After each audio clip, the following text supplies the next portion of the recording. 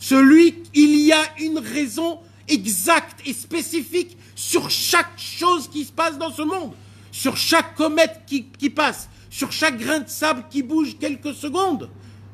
Tout, c'est la Hashgacha pratique d'Hashem Yitbarach. Quand on ne comprend pas ça, c'est normal qu'on a des problèmes.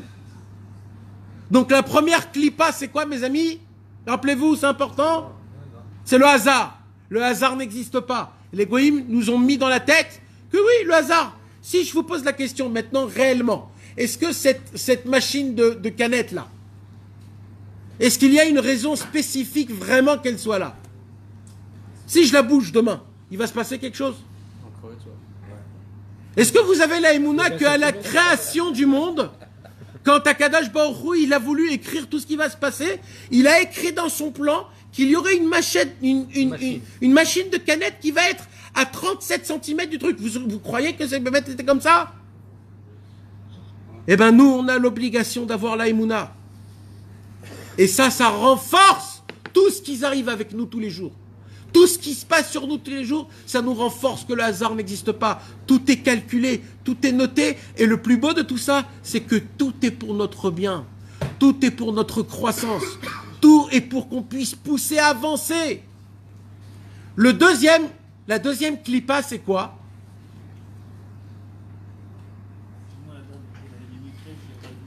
Hein? Mikre Rak Me'Hashem. Rak Me'Hashem, il a fait.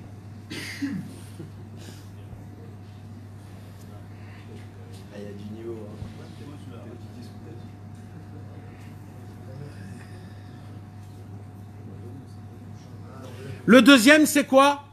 Il dira Benou, c'est le Teva. C'est quoi la Teva? La nature. Il y a des goïms qu'ils disent non, faut pas exagérer. C'est pas le hasard quand même. C'est pas le Big Bang, d'un coup tout a explosé, tout est devenu des arbres, tout est devenu des vaches. Non, il faut pas exagérer quand même. Il y a des règles. C'est quoi la règle? C'est la nature.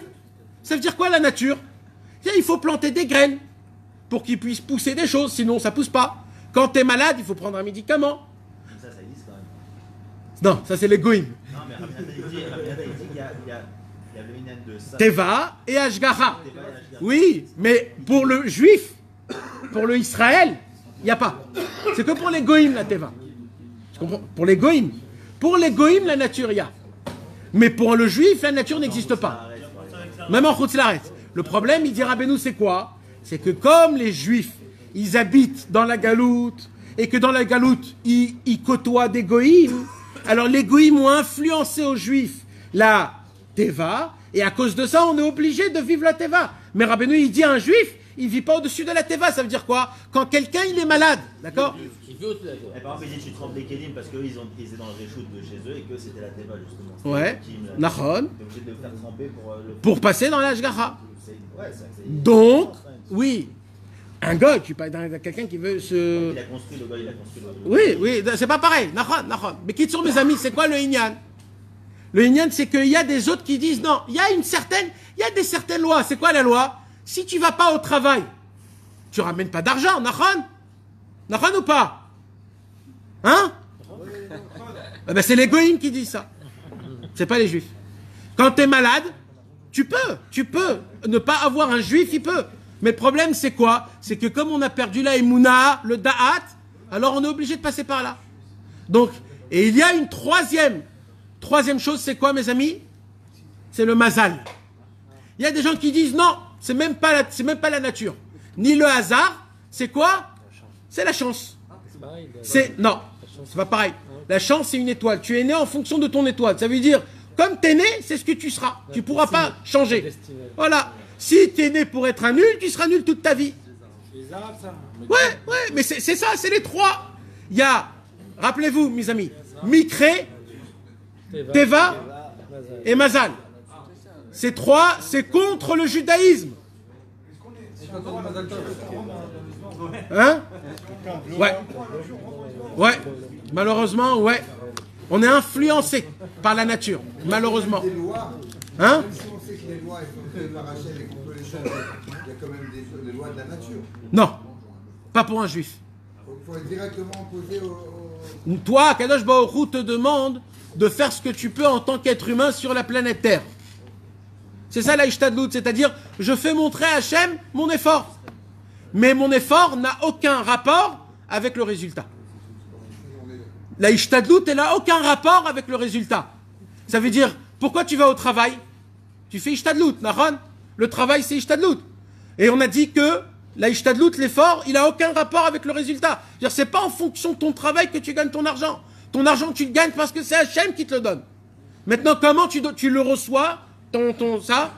Au travail. C'est une petite ishtadlut, mais ça n'a aucun rapport. Le mazal, il n'y a pas rapport avec les mazalotes. Les mazalotes, il y a quand même quelque chose. C'est pour les goïms. Alors, les mazalotes, Pour les juifs. pour un juif, le mazal n'existe pas. Même les mazalotes des juifs. Dans la Torah, ça existe, le mazal, mes amis. Vous savez pour qui ça existe, le mazal? Pour les juifs qui n'ont pas d'émouna. Les juifs qui n'ont pas d'émouna, eux, ils sont sur la chance. Parce qu'ils n'ont pas d'émouna. Et d'ailleurs, Avraham Avinu, ils ne pouvaient pas, et Sarah Imenu, chacun de leur côté, ils étaient stériles. Avraham tout seul ne pouvait pas avoir d'enfant. Sarah toute seule ne pouvait pas avoir d'enfant. Donc Avraham et Sarah, imaginez-vous, les chances qu'ils pouvaient avoir d'enfants, ils sont 0. Maintenant, avec Avraham Avinu, oui, alors, écoute, dans la Torah, non. Alors, qu'est-ce qui se passe? Avraham Avinu, il a vu que dans le Mazal, dans son étoile, il ne peut pas avoir d'enfant avec Sarah. Il a vu.